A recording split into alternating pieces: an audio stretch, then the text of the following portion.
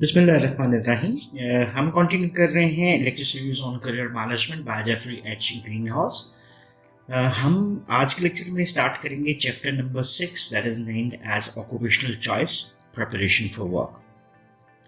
जो last chapter था chapter number 5, उसमें हमने different aspects of life development के ऊपर बात की, जिसमें एरिक्सन और लेविन्सन की लाइफ डेवलपमेंट अप्रोचेस की बात की, different models of career development को देखा और फिर ग्रीन हाउस के मॉडल ऑफ करियर डेवलपमेंट की 5 फेजेस को अंडरस्टैंड किया था। अभी उन्हीं फेजेस में से फर्स्ट फेज ऑक्यूपेशनल चॉइस और प्रिपरेशन फॉर वर्क, इसी को हम थोड़ा सा डिटेल अंडरस्टैंडिंग में देखने की कोशिश करेंगे। सो ऑक्यूपेशनल चॉइस क्या होती है, ऑक्यूपेशन कहते किसको हैं, ये भी अंडरस्टैंड करना हमारे लिए ज़रूरी है। Basically occupation is termed as a group of certain different, अगर कहते हैं सिमिलर जॉब्स, अगर हम इसको कहें कि that is a group of similar jobs, और सिमिलर जॉब्स के उस ग्रुप को हमने एक ऑक्यूपेशन कह दिया। ये डेफिनेशन जो है डिस्टिंग्विश करती है स्पेसिफिक जॉब्स को इन अ पार्टिकुलर ऑर्गेनाइजेशन। जैसे हम बात करते हैं मार्केटिंग रिसर्चर की, और इसी तरह से that is a more related with the concept of a marketing research job. So हम ही ओवरऑल कह सकते हैं कि देर आर डाइवर्स ऑक्यूपेशंस। जैसे आपको ऑक्यूपेशंस में अगर हम बात करें तो चलें, एक ऑक्यूपेशन आ गया that is termed as accounting. एक और ऑक्यूपेशन की हम बात करते हैं तो फार्मेसी इज अनदर ऑक्यूपेशन। एक और एग्जांपल देख लेते हैं, इंजीनियरिंग,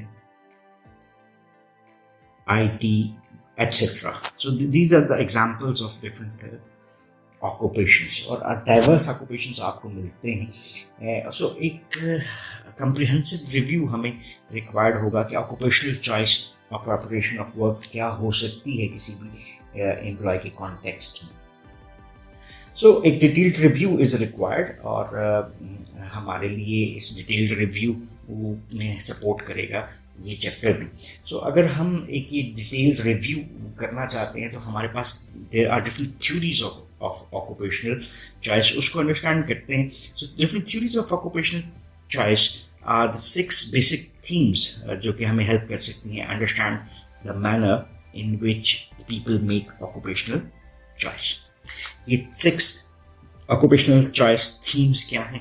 पहली जो है थीम वो रिलेट करती है कि occupational choice as a matching process, then occupational choice as a development process, then occupational choice as decision making task, then occupational choice as a social and cultural influence. Then we might be having a little bit of talk about the occupational choice for the females, women, or occupational choice of minorities के ऊपर भी थोड़ी सी बात होगी. So these are the 6 basic significant themes that can help us understand the manner in which people are making occupational choices. So each of the theme that we are going to review is relevant with certain research. It also highlights certain different findings of these researches, and it also illustrates the significance to the model basically that has been presented in the career management. So अभी इसको आगे लेकर चलते हैं। Theories of occupational choice में occupational choice as a matching process. So this is the first aspect जिसके ऊपर हम बात कर रहे हैं, या first theme है जिसके ऊपर हम बात कर रहे हैं। So most of the theories जो आपको occupational choice के ऊपर मिलती हैं, they are related with the person, और कॉन्शियसली और अनकॉन्शियसली अगर हम बात करें तो एक ऑक्यूपेशन को चूज करना, जिसको हमने क्या कहा, मैचिंग कह दिया, वो मैच करता है किसके साथ, एक यूनिक सेट के साथ। अब ये यूनिक सेट ऑफ व्हाट होता है, ये क्या है जी, ये यूनिक सेट ऑफ वैल्यूज की हम बात करते हैं, मोटिव्स की बात करते हैं, टैलेंट्स की बात करते हैं, यूनिक सेट ऑफ नीड्स की बात करते हैं. सो ये as a whole occupational choice as a matching process is matching of occupation जो कि एक इंडिविजुअल चूज कर रहा होता है विद द इंडिविजुअल कैरेक्टरिस्टिक्स, और वो इंडिविजुअल कैरेक्टरिस्टिक ईच इंडिविजुअल के यूनिक बेसिस के ऊपर समझे जाते हैं. तो यहाँ पर एक छोटा सा जिक्र करते हैं एक थ्योरी का भी जो कि आपको इस टॉपिक से रिलेट करती हुई नजर आती है. That is termed as trait and factor theory.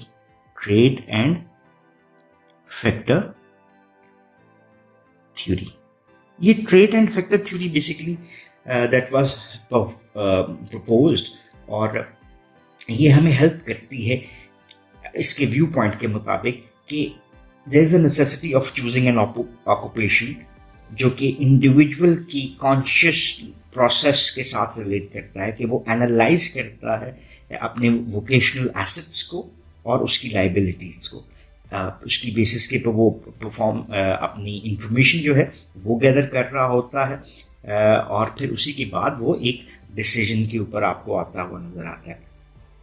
So as a whole trait and factor theory हमें हेल्प करती है to understand the profession as well, to understand the vocational assets, उसकी लाइबिलिटीज, उसके ऊपर एनालिसिस और information about all this occupation will help an individual to ultimately make a final decision.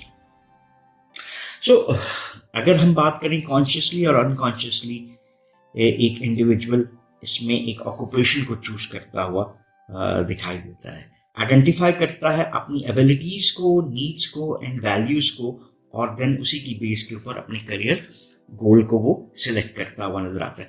ये अगर हम बात करें तो इस कॉन्सेप्ट को हम चैप्टर नंबर 3 सेल्फ असेसमेंट के कॉन्टेक्स्ट में इन डिटेल अंडरस्टैंड कर चुके हैं. If you want to have a detailed reminder of self assessment तो आप चैप्टर 3 से रिलेटेड लेक्चर्स को दोबारा से देख सकते हैं.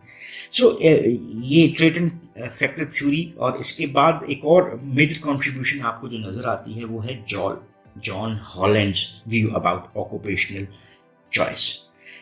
John Holland's view about occupational choice was as a process of matching occupation and people, जैसे हमने ट्रेट एंड फैक्टर थ्योरी की भी बात की.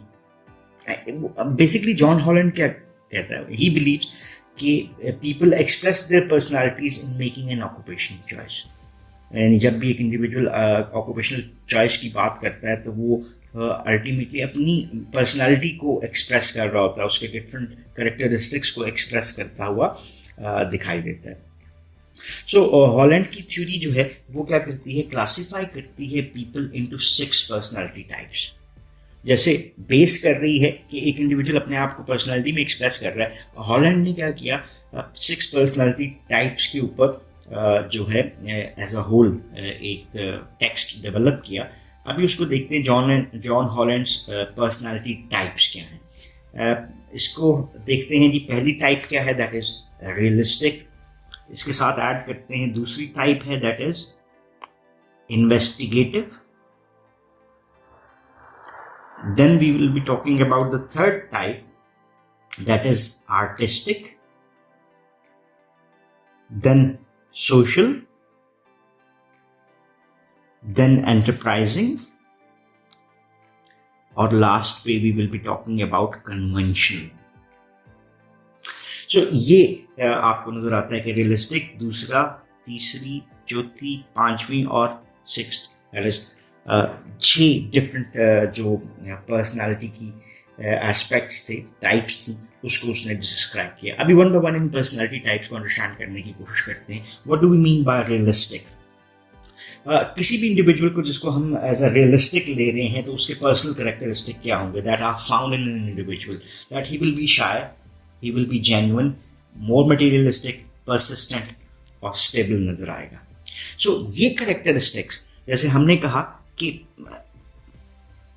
मैचिंग है क्या, हमने कहा कि matching theories of occupational choice जो आपको नजर आती हैं वो किसके साथ रिलेट करती हैं? इंडिविजुअल की characteristic matching with the occupation. So अपनी पर्सनल कैरेक्टरिस्टिक जो शाय होना, जेन्युइन होना, मटेरियलिस्टिक होना, परसिस्टेंट और स्टेबल होना, ये किसके साथ रिलेट करता है? डिफरेंट टाइप्स ऑफ ऑक्यूपेशंस के साथ। सो वो सैंपल ऑक्यूपेशन क्या है? सैंपल ऑक्यूपेशन में हॉलैंड ने प्रपोज किया कि these kind of characteristics are more in relation with mechanical engineer, drill press operator, aircraft mechanics, dry cleaners, waitress etcetera. So ये सैम्पल ऑक्यूपेशन उसने दे दी। सो डिटेल्ड अंडरस्टैंडिंग इस थ्योरी की जो है टेक्स्ट में पहले से मौजूद भी है। So if a person is more realistic in these kind of different occupations are more supportive to that person. Then हम बात करते हैं जॉन हॉलैंड की सेकंड जो पर्सनालिटी टाइप उसने की, वो थी इन्वेस्टिगेटिव पर्सनालिटी। इन्वेस्टिगेटिव पर्सनालिटी अगर एक इंडिविजुअल होल्ड कर रहा है तो उसके पर्सनल कैरेक्टरिस्टिक क्या होंगे कि he might be more analytical in his nature, cautious होगा, क्यूरियस होगा चीज़ों के बारे में, इंडिपेंडेंट होना चाहता है, और he might be an introvert person.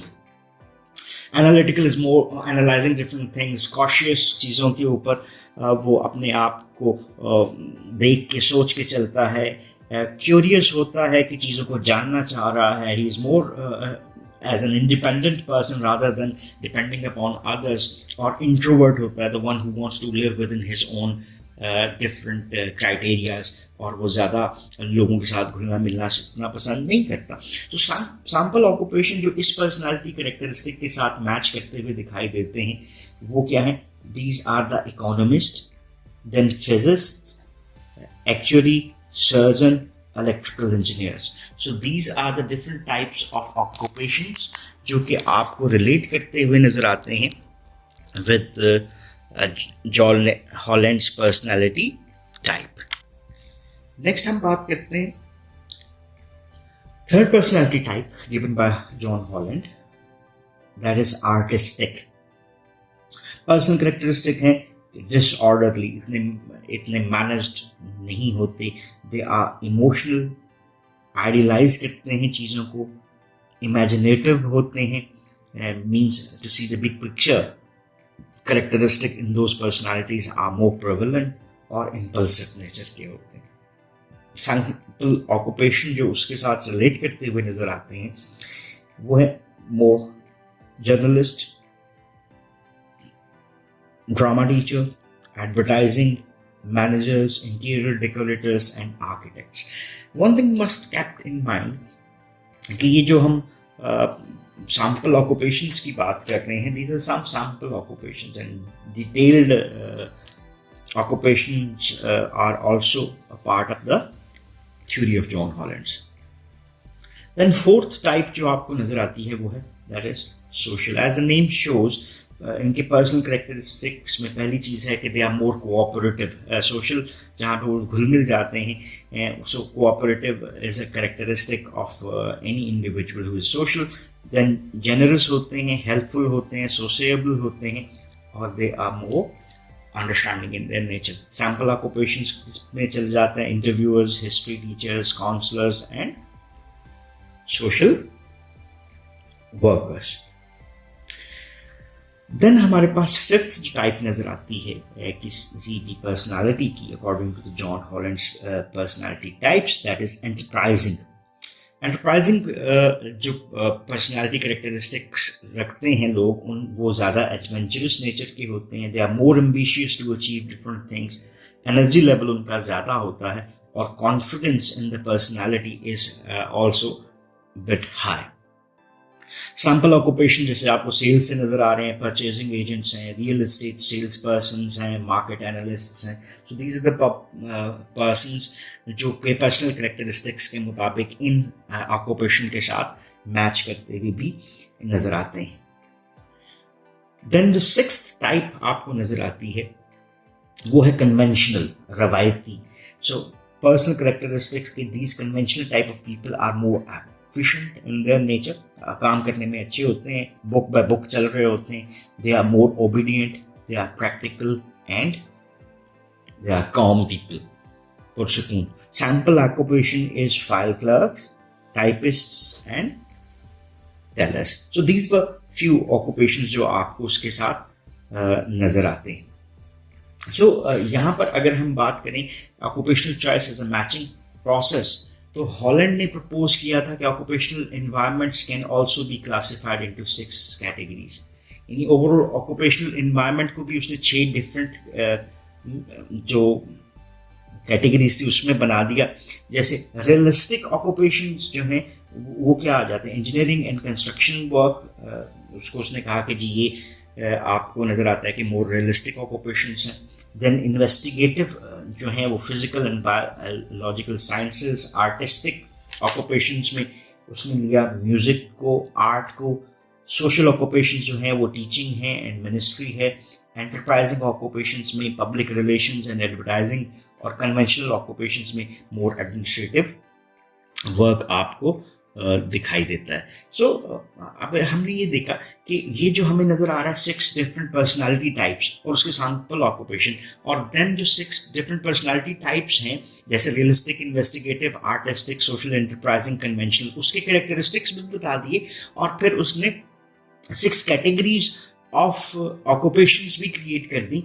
Realistic जो पर्सनालिटी कैरेक्टरिस्टिक हैं वो रियलिस्टिक ऑक्यूपेशंस के साथ मैच करती हुई हमें नजर आती है। So similarity between personality and organization. So matching का एक जो बेसिक प्रिंसिपल उसने कहा वो क्या है कि similarity must be found present between 2 persons, between the personality and then the organizational environment. ये ऑर्गेनाइजेशनल इन्वायरमेंट किसके साथ रिलेट करता हुआ नजर आ रहा है आपको कि वो ऑक्यूपेशन, उसके कैरेक्टरिस्टिक और पर्सनालिटी की characteristic both must be matching in their nature.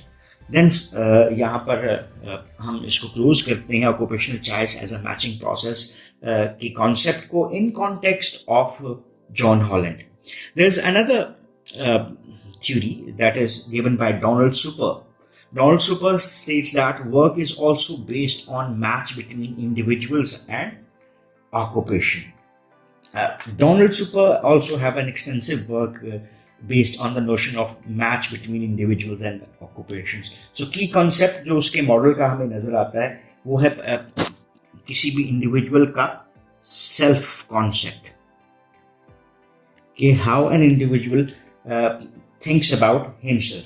सो ये इंडिविजुअल सेल्फ कॉन्सेप्ट को थोड़ा सा मैं आपके लिए एक्सप्लेन कर सकता हूँ कि इंडिविजुअल अपने आप को किस तरह से देखता है, और individuals picture of himself, the perceived self with accrued meanings, कि हम अपने आप के बारे में क्या एक्सप्लेन करते हैं। जैसे अगर दूसरे लफ्ज़ों में हम बात करें तो हमारा सेल्फ कॉन्सेप्ट जो है वो हमारे एट्रीब्यूट्स के ऊपर बेस कर रहा होता है, और हम ये सोच रहे होते हैं कि हम किस तरह से अपनी एबिलिटीज़ को, अपनी पर्सनालिटी ट्रेट्स को, नीड्स, इंटरेस्ट एंड वैल्यूज़ को यूटिलाइज करते हुए नजर आते हैं।